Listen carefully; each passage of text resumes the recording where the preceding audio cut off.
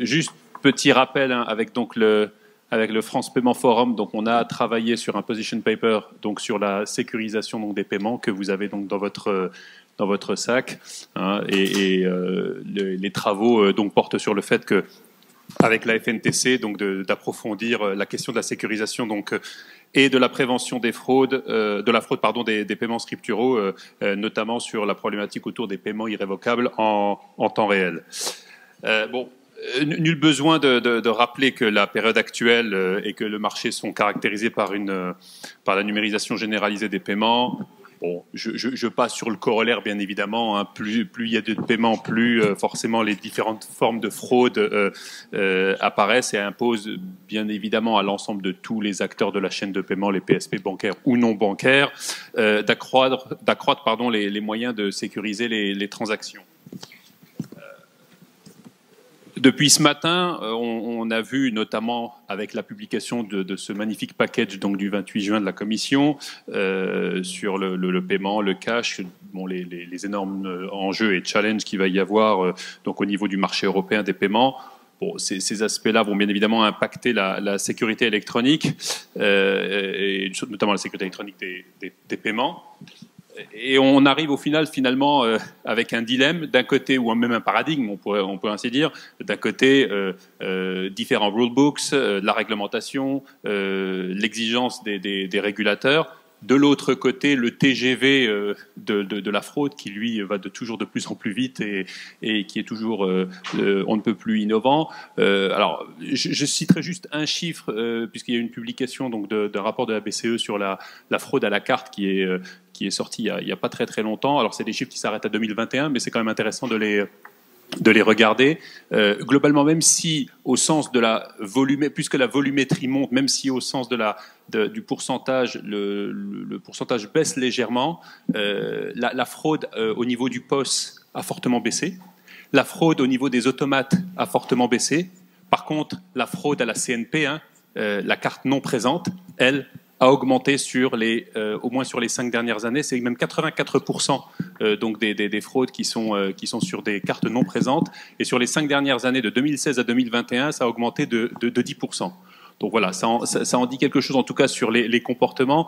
Et je pense que je te laisse la parole, Vincent. Oui, alors très rapidement, c'est vrai que la fraude paiement, c'est vraiment une question aussi de confiance vis-à-vis des utilisateurs et des consommateurs. Et on a une dialectique, une sorte de jeu de bascule où systématiquement on observe que la fraude, globalement, les fraudeurs s'adaptent aux nouvelles offres de paiement qui sont offertes et puis s'adaptent également aux technologies qui sont utilisées pour sécuriser et parfois même utilisent certaines de ces technologies. Alors, moi, j'ai envie de me tourner vers Julien Vassal, et notamment au regard des paiements à distance et de ce qu'on observe aujourd'hui avec l'arrivée et l'utilisation des fraudes socioprofessionnelles. Et quelle est votre vision, Julien, sur le sujet en matière de confiance vis-à-vis justement de ces nouvelles techniques? Alors, moi, ce que je peux dire sur ce sujet, déjà bonjour à tous, c'est que globalement, on sort des années de mise en place de l'authentification forte. Et ce qu'il faut noter, c'est que ça a été un succès en matière de réduction de la fraude, puisque le taux de fraude, donc la proportion de transactions fraudées en valeur, a baissé de plus de 30% depuis avant l'implémentation de la DSP2. Donc, on a mis en place, alors c'est pas juste l'authentification forte, c'est tout ce qui va avec. L'obligation de scoring des transactions en matière de risque, les règles de responsabilité, l'accès à un certain nombre d'exemptions qui sont vraiment réservées à des transactions a priori à faible niveau intrinsèque de risque. Donc tout ça, ça a apporté un vrai plus en matière de sécurité.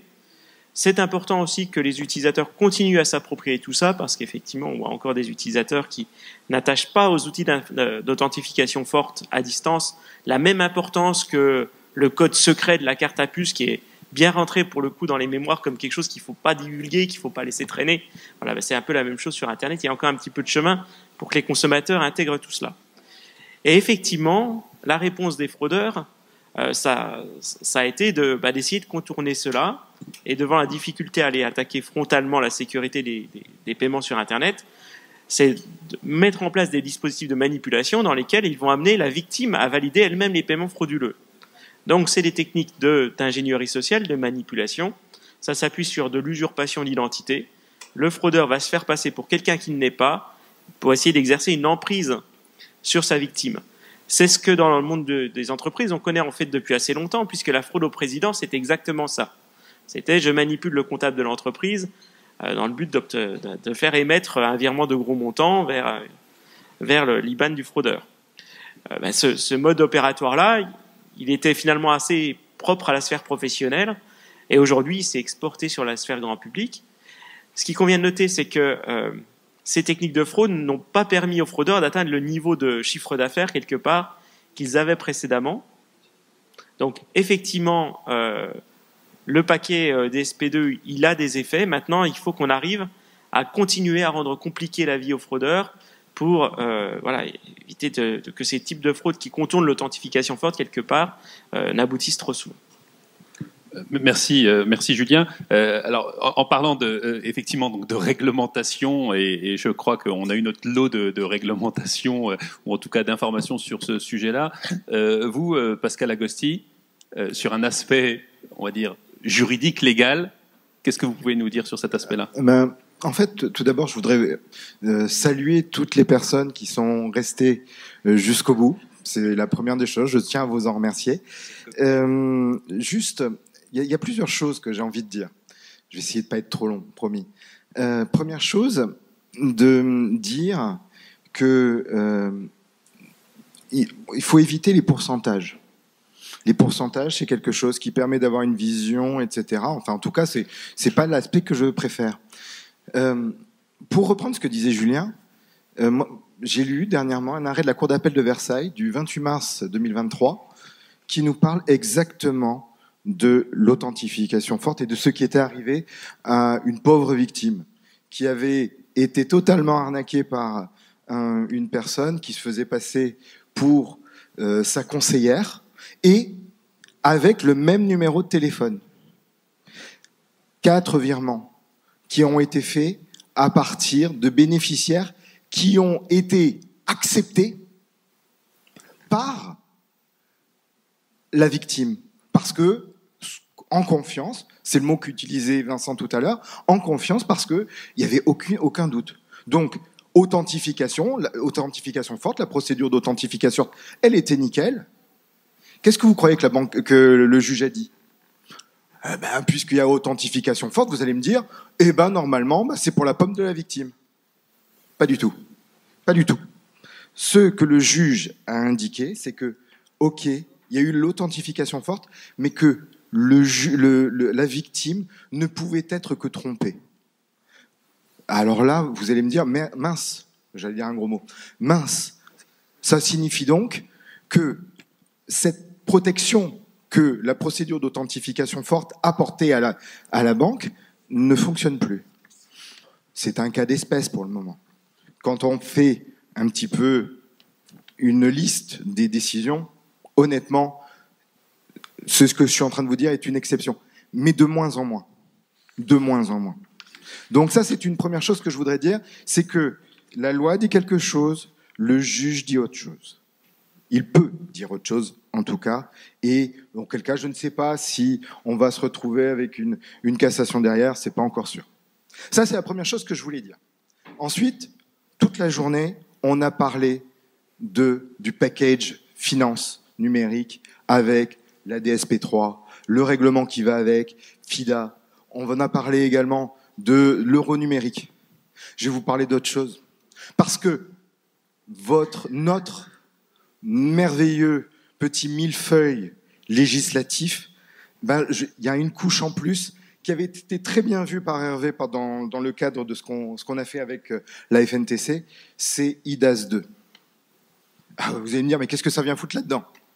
Ce que ça vient faire là-dedans, c'est que IDAS 2, aujourd'hui, en tout cas, les services financiers sont pour l'instant, parce qu'on est encore dans des combats, c'est dedans, c'est pas dedans, est-ce qu'on fasse ce que vous voulez, IDAS 2 serait applicable aux services financiers. C'est l'état actuel, peut-être que demain c'est plus le cas, mais pour l'instant c'est le cas. Ça veut donc dire que si je me retrouve avec une personne, un utilisateur d'un portefeuille, mais là d'identité numérique, qui veut utiliser justement ces éléments pour valider un paiement, eh bien, il devrait pouvoir le faire. Il y a plein de conditionnels là-dedans, vous l'entendez. Okay, ça, c'est une première chose. Et puis, il y a autre chose. Et là, c'est par rapport à une problématique de la DSP3. C'est un truc que j'avais envie de dire aussi. C'est que les banques, les établissements de paiement, tout ça, ce sont des prestataires, des entités qui inspirent la confiance. Et nous, on connaît bien avec Yves les tiers de confiance. Alors vous allez me dire, mais où est-ce qu'il veut en venir ? Les entités bancaires pourraient être des tiers de confiance par rapport à un autre service. Et le service en question, c'est le service des attributs électroniques. On parlait d'IBAN avec Julien. Un attribut électronique, c'est le fait de dire « Pascal, on sait juste qu'il a plus de 18 ans ». C'est juste un attribut. Là, on pourrait faire, grâce à cet attribut, un lien entre un propriétaire et son IBAN. Juste cette information. Ce qui permettrait de résoudre déjà un des points problématiques de ce qu'on a vu jusqu'à maintenant. Voilà. Donc c'est juste des éléments qui militent en faveur d'une lecture complexe, mais complexe, n'oubliez pas la nature du mot complexe. Complexe, ça veut dire lié ensemble. Ça veut dire que ce n'est pas quelque chose qui est... c'est pas compliqué, c'est complexe. Il faut juste prendre le fil d'Ariane et tisser ensemble la compréhension de cet ensemble législatif qui, honnêtement, il y en a 3 tonnes, quoi. Hein. Donc le digérer, ça va prendre du temps. Voilà. C'est ça que j'avais envie de dire. Alors, ça fait moi, la transition peut-être avec une utilisation complémentaire, peut-être qui serait la signature électronique. Et Yves, est-ce que là-dessus, vous avez peut-être une vision à nous partager en termes de sécurisation, en alternative et d'ailleurs à l'authentification forte ou en complémentation? Oui, tout à fait, parce qu'on parle d'authentification forte, mais il ne faut pas oublier que dans la DSP2, il y a des moments où on est exempté de l'authentification forte. Et comment est-ce qu'on est exempté de l'authentification forte si on a prouvé auparavant, et là, on n'est plus dans de l'anonymisation, hein, on n'est pas avec un numéro de carte et puis c'est bien moi qui suis le détenteur de la carte, c'est bien moi en tant que personne physique qui sait prouver son identité et qui sait prouver l'authentification. Et donc, c'est ce qu'on a développé au niveau de la FNTC en faisant la promotion d'une solution de signature électronique, mais dans laquelle on a beaucoup simplifié. On a beaucoup simplifié non pas la qualité, parce que la qualité, elle est une signature qualifiée, une signature électronique qualifiée EIDAS, mais on a simplifié la façon de le dérouler. Et la façon de le dérouler, en fait, on l'a fait avec le report du QSCD, donc le report du système de création de signature, on l'a mis à distance. Il est hébergé au niveau de l'autorité de certification. Et tout ça, c'est animé par l'authentification du signataire grâce à son identité électronique, et son identité électronique de niveau au moins substantiel, donc substantiel ou élevé, de telle manière à avoir un système de création de signature et un système de signature qui soit qualifié. Et ça fonctionne, puisque l'année dernière, je vous l'avais présenté comme étant un cas d'usage, je vous l'avais présenté avec un cas d'usage. Il faut savoir que maintenant, c'est commercialisé, c'est-à-dire qu'on a abouti complètement et on est parti sur de la normalisation et de la standardisation, puisque les protocoles qui permettent de passer le document signé, donc le H du document à signer vers l'autorité de certification, eh bien, ce sont des protocoles qui sont normalisés ici. De mémoire, c'est la 119.432, mais qui sont des protocoles qui ont été imaginés par les acteurs du Cloud Signature Consortium, et puis les standards qui sont utilisés pour aller authentifier le signataire, donc aller récupérer les informations et sur son identité électronique, c'est de l'OpenID Connect qui est utilisé aujourd'hui par quasiment la majorité des systèmes des fournisseurs d'identité électronique. Et donc, tout ça, c'est opérationnel et c'est beaucoup plus facile puisque on va pouvoir enrôler, c'est-à-dire qu'on va pouvoir délivrer le certificat grâce à cette identité électronique, donc on simplifie le parcours d'enrôlement et on simplifie aussi le parcours de la signature. Et donc, toute cette partie-là, aujourd'hui, elle est opérationnelle dans EBIX, puisque EBIX, c'est un des systèmes qui est utilisé pour faire les transactions bancaires. Donc, et là, c'est pas des petites transactions, hein, c'est des transactions, c'est des fichiers assignés. Donc, c'est les fichiers de paiement, c'est les fichiers de salaire, c'est les fichiers de paiement fournisseurs. Donc, on est sur des très gros montants et sur lequel on a besoin d'avoir vraiment une authentification forte et une véritable signature électronique. Donc, ça, c'est quelque chose qu'on a développé au niveau du GTI Finance de la FNTC et qui aujourd'hui est opérationnel. C'est diffusé déjà par plusieurs autorités de certification. C'est en cours d'être implémenté aussi par plusieurs fournisseurs. Donc on est vraiment sur une solution interopérable et qui devient complètement conforme à la DSP2, puisque EBIX est exempté justement à ce niveau-là.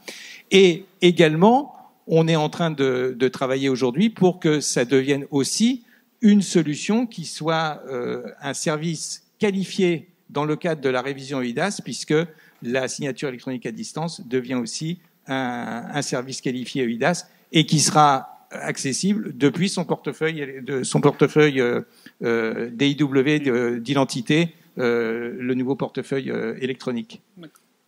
Merci Yves. Donc vous avez commencé quelque part à élaborer ou en tout cas donner quelques ébauches donc de solutions. Et donc là on est à la fois, vous avez démarré avec de l'authentification forte, la sécurisation donc des paiements. Vous avez parlé d'identité électronique, identité numérique. Où est-ce que cela nous mène? Et je me tourne vers Yvan Bazouni de la CPR, puisqu'on parle d'identité, donc on arrive sur cette notion derrière de KYC, je crois que ce matin on a aussi beaucoup parlé d'AML, les nouvelles directives européennes. Où est-ce que cela nous emmène? Oui, bonsoir à tous. Oui, en effet, on a parlé d'authentification forte, de signature électronique. Alors, c'est peut-être intéressant, en effet, de faire un détour par la lutte contre le blanchiment des capitaux, le financement du terrorisme, pour essayer de continuer un peu de réfléchir à ces solutions.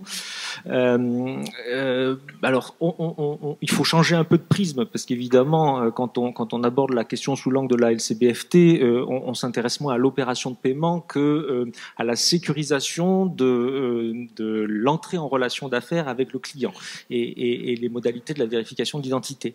Mais les objectifs qui sont poursuivis sont évidemment convergents, puisque quand on essaie d'éviter l'utilisation frauduleuse des paiements, on concourt évidemment à la lutte contre la fraude et contre les fraudeurs. Donc tout ça évidemment converge vers un seul et même point. Du point de vue de la LCBFT, les enjeux vont quand même au-delà de ces sujets-là, puisque la vérification d'identité, c'est un gage d'efficacité de l'ensemble du dispositif, puisqu'évidemment un organisme financier qui va consacrer un certain nombre de ressources pour assurer la surveillance des opérations de son client, si il n'est pas en mesure de s'assurer de l'identité de ce client, ben toutes les ressources qui auront été engagées l'auront été un peu vainement. Donc pour nous, c'est évidemment un enjeu très fort et c'est un point d'attention très important et surtout avec le développement des entrées en relation d'affaires à distance, puisque on le constate dans nos contrôles, mais aussi à travers les éléments qui nous sont transmis par la Banque de France, on voit une corrélation très forte entre les organismes financiers qui ont des modèles d'affaires dématérialisés et l'exposition à la réception de flux dont l'origine est frauduleuse. Voilà. Donc c'est évidemment très important que les organismes financiers tirent tout le parti possible, le meilleur parti de la technologie pour les mettre au service de la lutte contre le financement du terrorisme et le blanchiment des capitaux. Pour nous, il y a quand même un certain nombre de conditions, de points d'attention. Il y en a deux sur lesquels je voudrais insister. Il faut évidemment, on en a parlé, que ces solutions qui sont mobilisées dans ce cadre-là présentent un niveau de garantie suffisant.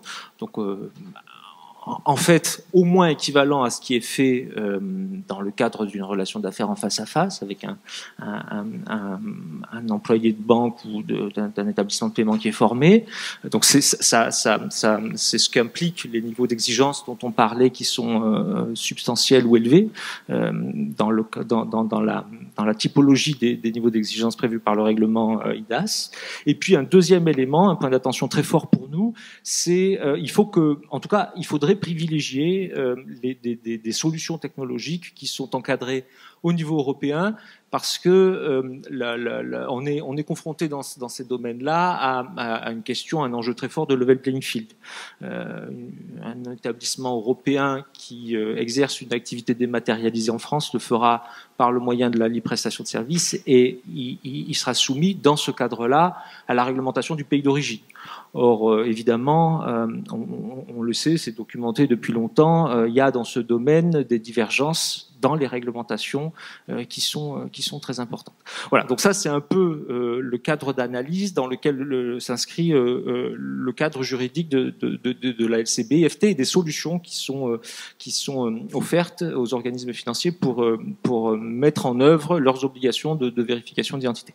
Alors, je ne vais pas évoquer toutes les mesures, évidemment, un peu innovantes qui sont prévues dans la réglementation. On a évoqué déjà la signature électronique. Je peux peut-être insister plus particulièrement sur le recours à la biométrie, et avec un focus particulier sur des nouveaux types de prestataires, les prestataires de vérification d'identité à distance, les PVID, dont le premier a fait l'objet d'une certification tout récemment par l'ANSSI, et on espère qu'il y en aura d'autres, évidemment. Voilà, donc ces PVID donc mettent en avant des solutions que schématiquement on peut résumer de la façon suivante. On s'assure que le client, le prospect qui se présente est bien vivant et qu'il est bien celui qui prétend être. On va vérifier en même temps que le titre d'identité qui est produit par ce client présente des garanties minimales d'authenticité, et puis s'assurer qu'il y a un lien univoque entre la photo qui est sur le titre d'identité et le client lui-même, et ça c'est la technologie biométrique qui permettra de l'assurer. Voilà, c'est deux grands principes pour reboucler, j'en termine par là, pour reboucler avec ce que je disais sur la nécessité de promouvoir un cadre harmonisé au niveau européen. Ces deux principes, on essaie, autorité de supervision, régulateur, de les promouvoir en Europe.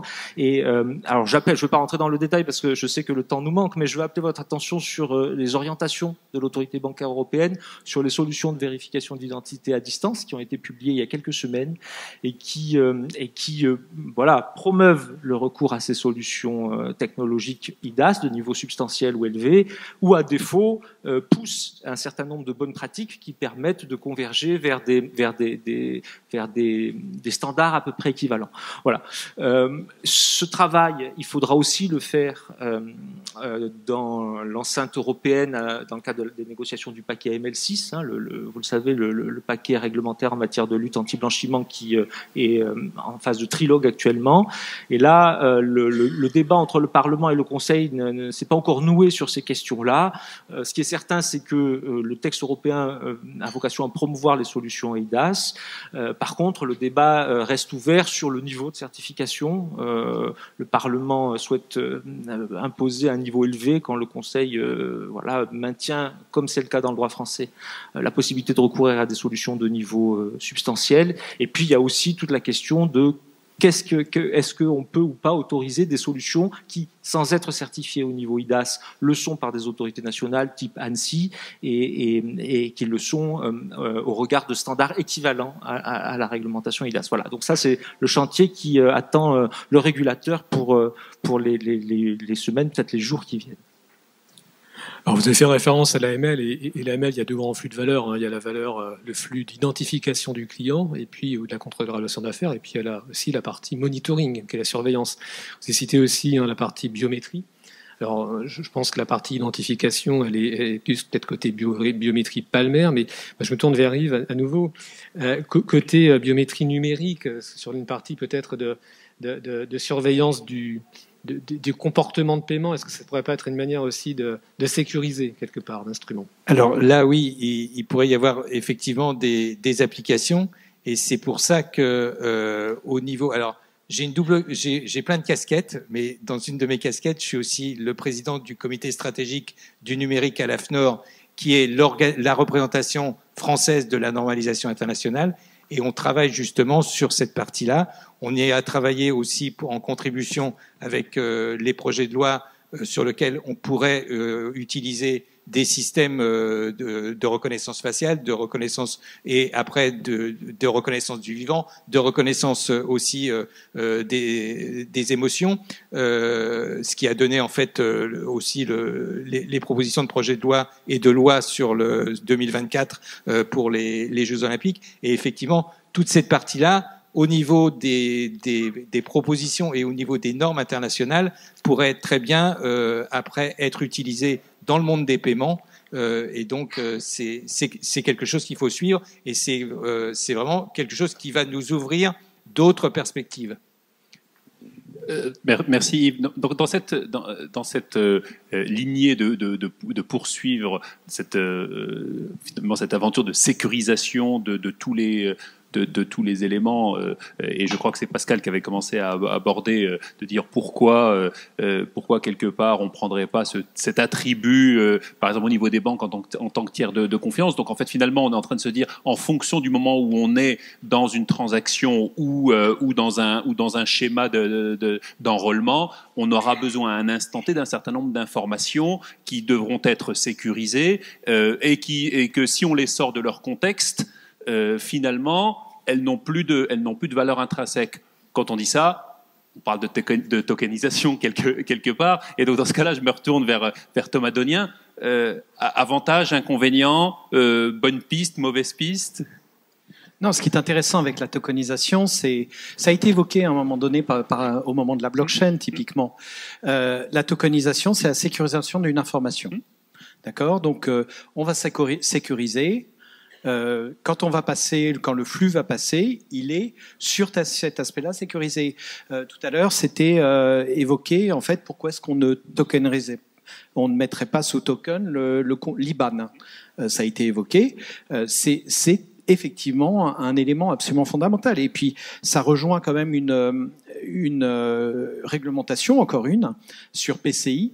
Où vous êtes obligé d'avoir une certaine sécurisation de votre chaîne de paiement et de la sécurité elle-même. Et là, la tokenisation apporte une réduction de cette conformité vis-à-vis de l'implémentation des paiements. Donc ça, c'est quand même intéressant, c'est assez facile à intégrer. En revanche, ça nécessite du travail. Et puis, potentiellement, si la banque ne souhaite pas développer sa propre solution de tokenisation, ou si l'opérateur ne veut pas le faire, il faudra être dépendant d'un opérateur. Et l'opérateur, il peut être défaillant. On ne maîtrise pas toute la sécurité. Donc, en fait, le problème, c'est exactement celui qu'on a dans la fraude. On met des murs, on met des flashs. Ça, c'est Julien qui l'a évoqué tout à l'heure d'une manière assez simple en disant, DSP2, c'est une barrière, et on met des scores, ça, c'est un flash. Et dans une certaine mesure, là, on met une barrière. Et la barrière, elle va être sautée de toutes les manières. Par quoi? Par où? Ils sont très créatifs. Et puis, les algorithmes, peut-être que des algorithmes un peu plus poussés, sur des machines plus poussées, on l'évoquera peut-être tout à l'heure, permettront de sauter ça. Et après, le dernier point, avant d'arriver sur le décryptage, si vous voulez, des lignes et des jetons et des tokens, en fait, on peut tout simplement aller voler des jetons dans les banques. Et ça nécessite effectivement une sécurisation que les banques savent faire, mais voilà, c'est encore une sécurité de plus. Voilà, c'est ce que je voulais vous dire sur la tokenisation. Merci. Merci Thomas. Alors on voit que la technologie, la technique, c'est toujours un Janus à deux visages. Ça dépend de la manière dont on l'utilise et les intentions qui sont derrière. Est-ce que justement ces évolutions technologiques, ces évolutions techniques, Julien, comment vous voyez, vous, qu'elles pourraient peut-être aussi faciliter les fraudes, vu dans un usage cette fois-ci dévoyé? Oui, alors les menaces, en fait, on les voit aujourd'hui sur deux niveaux. Il y a la capacité des fraudeurs à aller usurper de l'authentification elle-même. Ça, on peut l'imaginer avec des technologies d'intelligence artificielle, par exemple, être capable de resimuler une empreinte ou ce genre de choses pour tromper le moyen d'authentification du porteur. Mais surtout, là, on le voit par rapport au développement de la fraude, c'est la capacité du fraudeur à usurper lui-même l'identité de quelqu'un d'autre vis-à-vis de sa victime. Et donc ça se fait aujourd'hui avec des techniques d'usurpation finalement assez basiques. C'est le spoofing, c'est le fait de dissimuler son numéro de téléphone et de le remplacer par un autre. C'est du phishing, c'est de l'usurpation de numéros courts. Demain, on peut imaginer des choses beaucoup plus avancées, puisque dans la fraude au président, on avait des cas d'appels téléphoniques où c'est la voix du président qui était imitée. Aujourd'hui, on a des technologies qui permettent de faire ça en image, en visio. Il y a un cas récent de fraude en Chine où effectivement c'est quelqu'un qui a cru reconnaître son ami en visio et qui a été complètement manipulé. Donc ce type de technologie, effectivement, elle est dangereuse parce que elle peut amener des victimes en toute bonne foi en croyant envoyer un virement vers quelqu'un qu'ils connaissent. Ça ne veut pas dire qu'on est complètement démunis. Par exemple, sur du virement, on peut mettre des systèmes de confirmation du bénéficiaire qui permettent de contrer cela. Donc, il faut vraiment se dire ces technologies qui visent par lesquelles les fraudeurs essayent d'usurper des identités, elles ont sans doute leur contre-mesure à trouver quelque part. Et donc, c'est à nous aussi, en tant qu'autorité, de mettre les bonnes exigences pour faire en sorte qu'on rende la vie compliquée aux fraudeurs. On sait qu'on ne fera pas baisser la pression de fraude. Les fraudeurs essaieront toujours, et essayent de plus en plus. Avec les outils numériques, on peut faire de la fraude industrielle. Par contre, ce qui nous importe, c'est que le taux de succès continue de diminuer d'année après année, qu'on va compliquer la vie dure, rendre la vie difficile. Et puis, si on se projette sur le très long terme, est-ce qu'il n'y a pas des technologies qui pourraient remettre en cause tout un certain nombre d'acquis de sécurité qu'on a aujourd'hui? Là, c'est plus de la science-fiction, mais c'est effectivement réfléchir autour de l'informatique quantique, des implications que ça peut avoir sur le chiffrement, qui est quelque part le verrou qu'on met un petit peu partout, à droite à gauche, qui fait qu'un ordre de paiement ne peut pas être modifié, qu'on ne peut pas s'insérer comme ça dans un circuit de paiement. Et là aussi, c'est un travail... alors, c'est pas une implication pour demain, mais pour après-demain. Et il est important pour les régulateurs de réfléchir à cela, parce que les algorithmes de chiffrement, ça se change pas en un claquement de doigts. Peut-être un mot sur l'IA en conclusion. Alors, sur l'IA, l'IA, c'est un levier formidable pour la sécurité des paiements. C'est ce qu'on voit dans les banques aujourd'hui, chez les commerçants aussi, les mécanismes de scoring qui permettent d'identifier les mauvaises transactions et d'envoyer les bonnes transactions vers des exemptions. Ça, c'est des choses qui vont gagner avec l'intelligence artificielle, et on le voit déjà dans les résultats. Maintenant, l'IA, c'est aussi un outil qui peut être accessible aux fraudeurs, qui peut être un levier d'usurpation d'identité, justement, qui peut aider le fraudeur à trouver les bons moyens de contourner les systèmes de protection. Donc, comme pour toute innovation, il y a le bon usage et le mauvais usage. Nous, ce qu'on souhaite promouvoir, c'est de la bonne IA. Alors, en plus, l'IA, il ne faut pas le faire n'importe comment quand c'est utilisé par les acteurs du secteur financier comme un outil de décision, par exemple pour octroyer du crédit. Il me semble qu'il y a un certain nombre de règles sur l'explicabilité. On ne peut pas faire n'importe quoi avec de l'IA. Mais en tout cas, c'est quelque chose sur lequel on doit pouvoir construire pour protéger les paiements. Malheureusement, c'est aussi quelque chose sur lequel les fraudeurs entendent bien construire pour continuer à attaquer les paiements. Merci. Alors peut-être pour conclure, mais surtout aussi, je rebondis vers Thomas, qui je pense sur la partie IA et aussi quantique, pour conclure quelques idées à nous transmettre, à partager en tout cas. En fait, le point de vue, donc tout d'abord, effectivement, l'IA, c'est un masque blanc, c'est vraiment contrasté. Ça peut être utilisé par tout le monde. Cependant, si on se met du côté des banques, l'IA, qu'est-ce que ça va apporter dans le domaine de la lutte contre la fraude et même dans le domaine des crimes financiers plus largement? Le premier élément, la première réflexion que j'ai, c'est aujourd'hui, dans les banques, le crime financier est très siloté. Vous avez l'entrée en relation, vous avez différents événements de vie, vous avez l'ensemble des transactions financières, non financières, vous avez même l'interaction avec le digital. Donc d'abord, la première question, c'est comment est-ce qu'on réconcilie ces silos d'un point de vue de données. D'autant que ce qui a été dit, c'est que la réglementation là, va permettre un partage d'informations supérieur, notamment sur la carte et sur les paiements au sens large. Donc, réconcilier la donnée, c'est le premier élément. La donnée, c'est pas seulement de la donnée brute, c'est aussi de la donnée calculée. Et là, l'IA va avoir du sens, c'est-à-dire qu'elle va permettre de dire elle va permettre de réduire en fait des variables sur des variables efficaces et non pas seulement des variables brutes. Donc, première chose, la donnée. Deuxième chose, c'est les algorithmes. En fait, les algorithmes, moi je dirais, il n'y a pas de mauvaise ou de bonne méthode. Toutes les méthodes que vous avez, celles à commencer par des règles métiers, sont des super méthodes. Mais ce sont des méthodes qui sont contournables au fur et à mesure qu'on les connaît.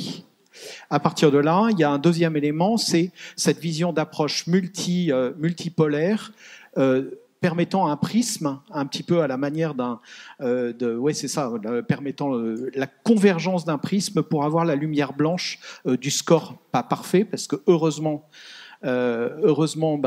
si jamais ça devient parfait, c'est qu'on on oublie plein de fraudes derrière.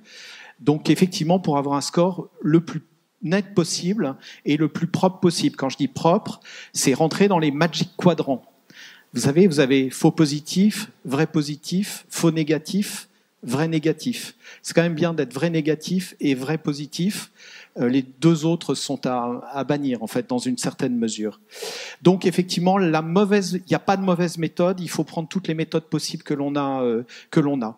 Et aujourd'hui, dans l'intelligence artificielle, on est passé donc des règles, mais les règles, elles sont, je vous dis, intéressantes.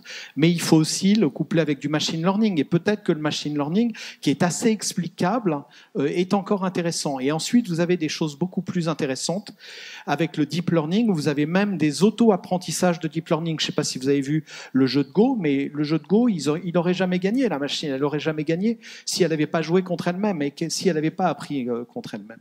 Et c'est exactement la même chose. Le jeu est exactement le même dans la fraude. Et puis maintenant, vous avez cette chose qui est absolument incroyable, qui est l'IA générative. L'IA générative, c'est pas seulement des chats. Vous avez, comme on voit, c'est aussi la capacité d'extraire l'information. Et ça existe depuis maintenant à peu près 2019, en tout cas chez nous. Et le fait est que l'IA générative permet effectivement l'autogénération de code, permet l'autogénération de rapports de KYC, permet l'autogénération tout simplement de modèles, et permet d'auto-tuner éventuellement les modèles en place. Donc cet ensemble-là, il est aujourd'hui à disposition et il commence à devenir mature. Et là, je rejoins ce que vous disiez, Julien. Et le troisième pan, c'est un pan qui ne va pas vous faire plaisir. C'est un pan qui nécessite ce qu'on appelle d'un côté, c'est ce qu'on appelle la confiance de l'IA. Mais la confiance de l'IA va être amenée par une réglementation. Cette réglementation, elle est émise dans 8 semaines par l'Union européenne, elle s'appelle Trust AI.